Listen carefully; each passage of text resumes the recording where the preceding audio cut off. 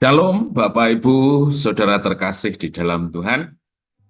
Sukacita dan damai sejahtera senantiasa dilimpahkan oleh kasih-Nya yang luar biasa di dalam hidup kita semuanya. Pada pagi hari ini, kita akan belajar firman Tuhan dengan judul perubahan paradigma dalam kehidupan. Ya. Jadi Bapak Ibu Saudara, yang disebut dengan paradigma itu adalah konsep berpikir. Tidak menyangkut cerdas atau tidaknya, tetapi seberapa banyak pertimbangan yang kita gunakan ketika kita memutuskan sesuatu. Ya, dalam firman Tuhan, paradigma itu dikenal dengan akal budi. Ya, jadi luar biasa firman Tuhan.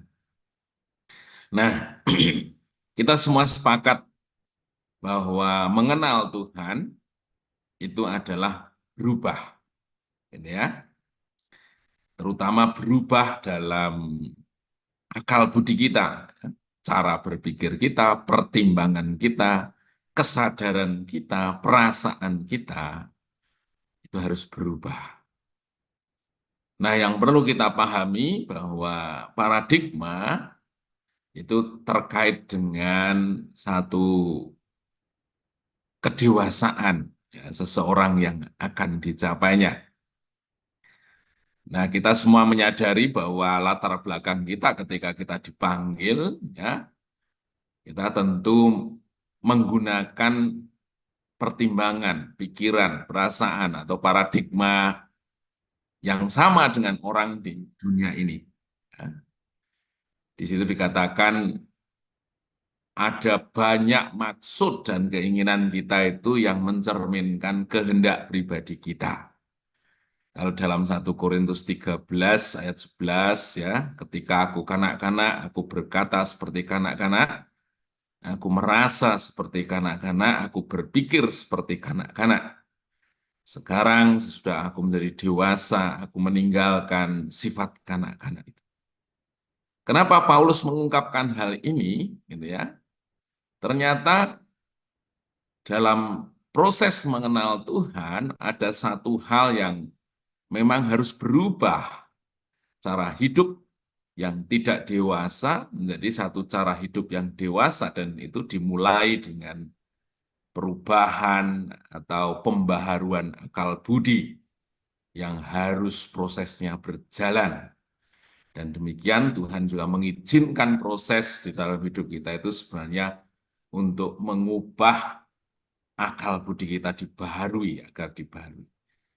Di Roma 12 ayat 2 jelas gitu ya, perubahan kita itu menyangkut pembaharuan akal budi, sehingga kita mengenal pribadi Allah.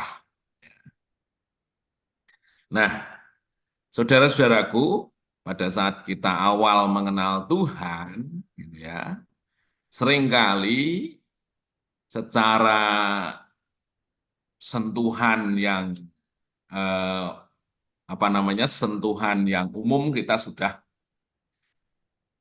perkenalkan dengan Allah, tetapi ternyata cara berpikir itu tidak secara langsung berubah, dia melewati satu proses.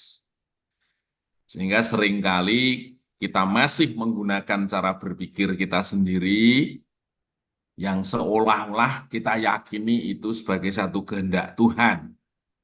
Ya, mengenai hal diberkati, ya, mengenai hal kekayaan. Terus kita bilang, bukankah Tuhan ingin kita kaya? Bukankah Tuhan ingin kita sukses?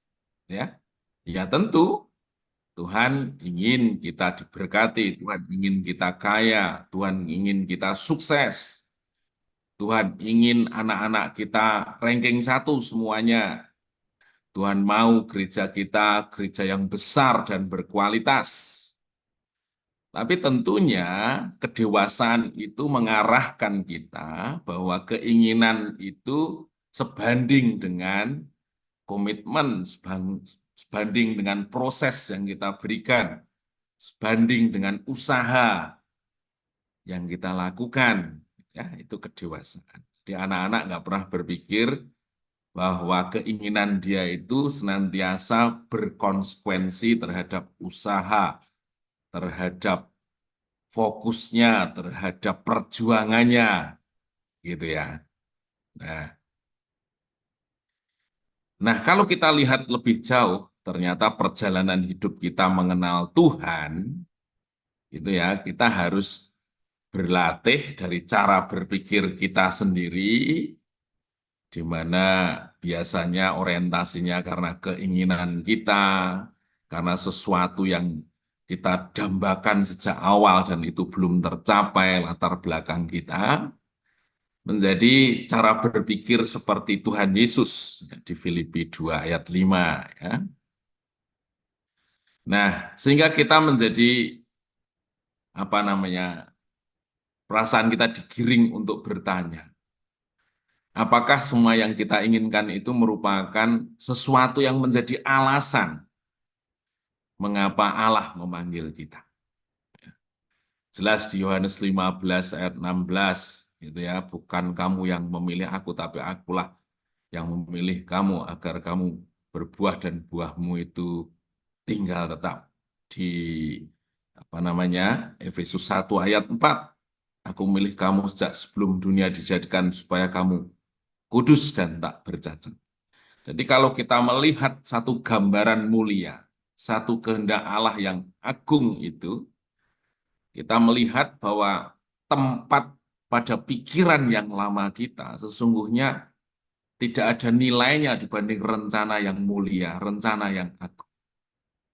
Ambisi-ambisi kita, kemudian keinginan-keinginan kita yang secara otomatis kalau kita jauh dari Tuhan, semuanya itu dipengaruhi oleh pola pikir manusia, bagaimana kita berbeda dengan mereka, bagaimana kita menjadi lebih hebat dari mereka, bagaimana kita tidak dipandang rendah, itu menjadi sesuatu yang sesungguhnya jauh lebih kecil, bahkan tidak bernilai dibandingkan konsep panggilan Allah, rencana Allah yang mulia di dalam setiap hidup kita.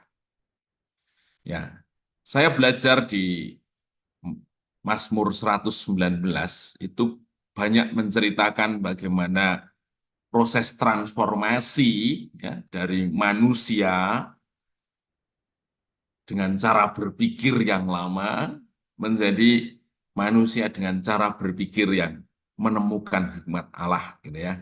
Saya hanya cuplikkan saja, gitu ya. Mazmur 19 ayat 7, aku akan bersyukur kepadamu dengan hati jujur apabila aku, mohon maaf tak pindahnya dulu, belajar hukum-hukummu yang adil. Jadi dunia ini sudah mengabaikan apa itu keadilan, tetapi umat Tuhan justru berbicara mengenai adilnya Tuhan yang luar biasa. Kita tidak mau menjadi sesuatu yang ketidakadilan, gitu ya. Ayat 11. Dalam hatiku aku menyimpan janjimu supaya aku jangan berdosa terhadap engkau. Satu kehidupan kudus yang senantiasa dikejar dengan cara apa? Menyimpan janji-janji Tuhan. Ayat 14. Atas petunjuk peringatan-peringatanmu aku bergembira seperti atas segala harta. Jadi dunia ini sedang mengejar bagaimana posisi manusia ditentukan oleh hartanya, oleh pencapaian materinya. Tetapi umat Tuhan justru senantiasa bersuka cita karena firman-firman Tuhan. Jiwaku melekat kepada debu, hidupkanlah aku sesuai dengan firman-Mu. Untuk hidup sesuai dengan firman Tuhan, orang menjadikan dirinya tidak memiliki harga diri. Artinya dia bisa merendahkan hatinya sedemikian rupa agar dia senantiasa diajar hidup sesuai dengan firman. Condongkanlah hatiku kepada peringatan-peringatanmu dan janganlah kepada laba. Ya. Dunia ini semuanya berbicara mengenai cuan, mengenai apa yang diperoleh. tapi justru anak-anak Tuhan senantiasa mencondongkan hatinya untuk taat pada firman. Tali-tali orang fasik membelit aku, tetapi Tauratmu tidak kulupakan. Ya, strategi orang dalam bisnis, dalam berhubungan, ya, berkoneksi sedemikian rupa, bahkan biasa menjadikan teman sebagai korban. Tetapi umat Tuhan menjaga hidupnya tetap di dalam terang dan kebenaran.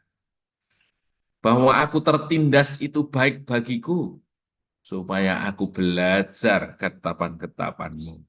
Jadi ini adalah orang yang mengerti benar bahwa proses dan didikan Tuhan, sekalipun itu tidak nyaman, tidak enak, tetapi justru membuat hatinya semakin melekat kepada Tuhan. Dia tidak mengandalkan dirinya sendiri, tapi dia bergantung penuh kepada Tuhan. Ya. Ayat 101, terhadap segala jalan kejahatan aku menahan kakiku, supaya aku berpegang pada firman-Mu. Dunia menghalalkan semua cara agar dia mendapat keuntungan, agar dia mendapat sesuatu yang diinginkan. Tetapi anak-anak Tuhan tetap memelihara di dalam terang hidup firman Tuhan. Ayat 112, telah kucondongkan hatiku untuk melakukan ketetapan-ketetapan-Mu selama-lamanya sampai saat terakhir. Ini merupakan satu komitmen kita tetap mengikut Tuhan, kita tetap hidup di dalam Tuhan, kita tetap mengenakan pikiran dan perasaan Kristus agar hidup kita menjadi berkenan di hadapan.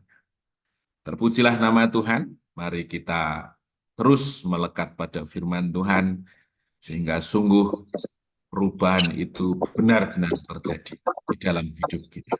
Tentu semua diawali dengan bagaimana kita menjadikan firman Tuhan itu sebagai otoritas pertama untuk kita diubahkan dalam akal budi kita. Terpujilah namanya, mari kita berdoa.